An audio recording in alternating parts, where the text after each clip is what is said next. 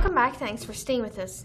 If there were any doubts that the coalition government is pulling strings at the Guyana Elections Commission GECOM, the opposition People's Progressive Party PPP says there is now enough proof to validate the argument that the elections body is being influenced by the People's National Congress. Here's Rupert Sinarine with that report. We believe that they have received clear directions from APNU, the government. We believe the three commissioners who represent the government side and the chairman have all received these instructions. And we believe that apart from those instructions, that many of them have pecuniary interests that will be threatened by early elections. That was Opposition Leader Barry Jagdeo speaking today during a press conference on the issues regarding GECOM's sudden stall on election preparations, which is due next month. Jagdeo says if this is true, then the commissioners and chairman are in breach of their statutory duties and responsibilities. Notwithstanding that, they're just forging ahead for political reasons. And so they have had to invent all sorts of excuses as to why they can't move forward. Given this development, Jagdeo says he will lobby the international community to impose sanctions against GECOM and some commissioners. You don't want any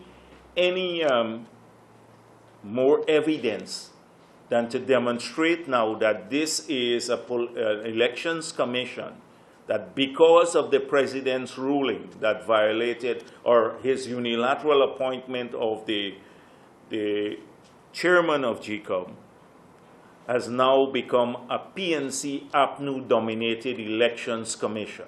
Jagdeo made it clear that the PPPC will not sit idly and allow GECOM under the directions of the government to subvert the constitution by not holding elections within 90 days, as is required following the passing of the no-confidence motion on December 21st. The unilaterally appointed GECOM chairman, Justice James Patterson, used his deciding vote during a meeting of GECOM on Tuesday and sided with government commissioners to pass a motion that new elections could not be held in 90 days. Rupa Sinarine, The Evening News.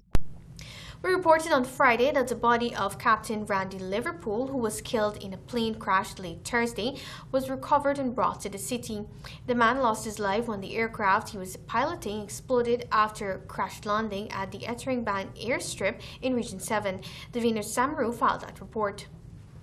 Captain Randy Liverpool was the lone occupant of the Cessna 206 aircraft, which went down and exploded sometime around 5:45 p.m. yesterday. The Evening News understands that the pilot was on a shuttle flight at the time, and it is unclear what might have caused the crash.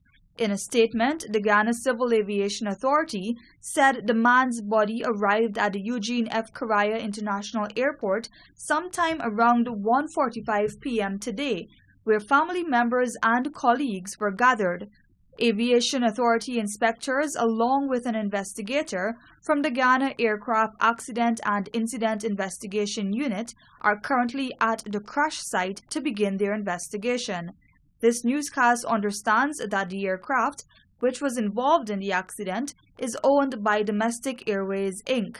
The company's director, Captain Orlando Charles, described Liverpool as a very experienced pilot with over 3,000 hours of flying in the hinterland regions. Liverpool is married and recently got his first child, who is just 3 months old.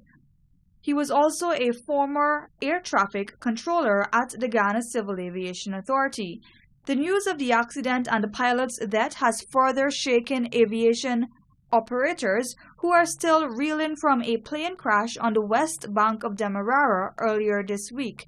Reports are that the plane had run out of fuel. The pilot and a police officer on board that flight sustained non-life-threatening injuries and are recovering. Davina Samaru, reporting for the Evening News. And finally, President David Granger on Saturday called on Guyanese to foster unity and work together to ensure economic stability ahead of the impending oil and gas sector. More in this Vanu Manikchan report. In his message to the nation on the country's 49th Republic Day anniversary, the head of state posited that a prosperous future awaits Guyana. Guyanese eagerly anticipate the transformational economic change which will accrue from the green economy and the emerging petroleum sector, factors which will impel the country further and faster into a future of prosperity. Everyone wins when the nation is united. Let us work together to ensure that our country remains secure, our economy is stable, and that everyone is safe and can enjoy a good life. However, the president's statement comes on the heels of stakeholders, including diplomatic community, expressing concerns over the impact the current political situation can have on economic development, particularly inward investments. After weeks of stalemate on the way forward, GECOM earlier this week voted to continue its normal activity and to inform the president that new general elections cannot be held by the constitutional March 19 deadline, a move which has placed Guyana on the brink of a constitutional crisis. Without making mention of the ongoing situation, the head of state said in his remarks that the establishment of the Republic on February 23, 1970, has resulted in Guyanese today being able to celebrate the country's statehood. It was a substantive fulfillment of our people's aspirations to chart their own destiny by refashioning their social and economic relations, introducing new national institutions, affirming sovereignty, and advancing towards the goal of self-reliance. The National Honor System was introduced to recognize the service of our outstanding citizens.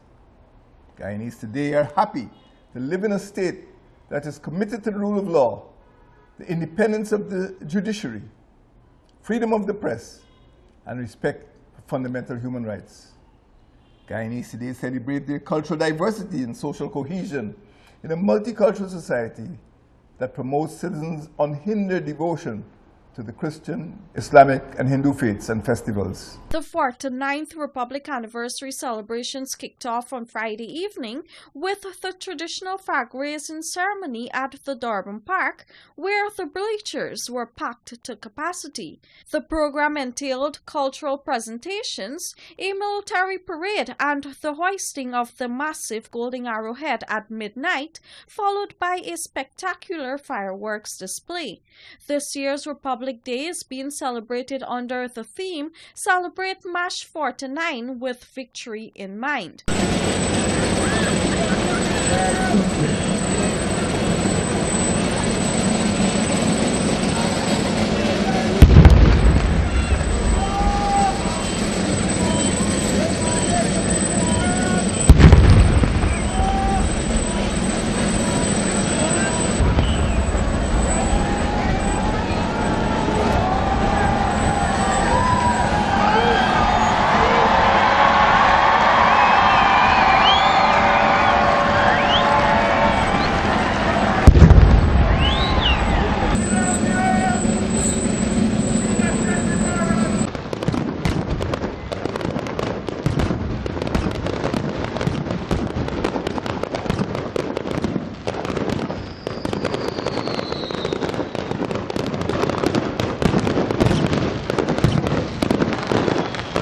Reporting for the evening news,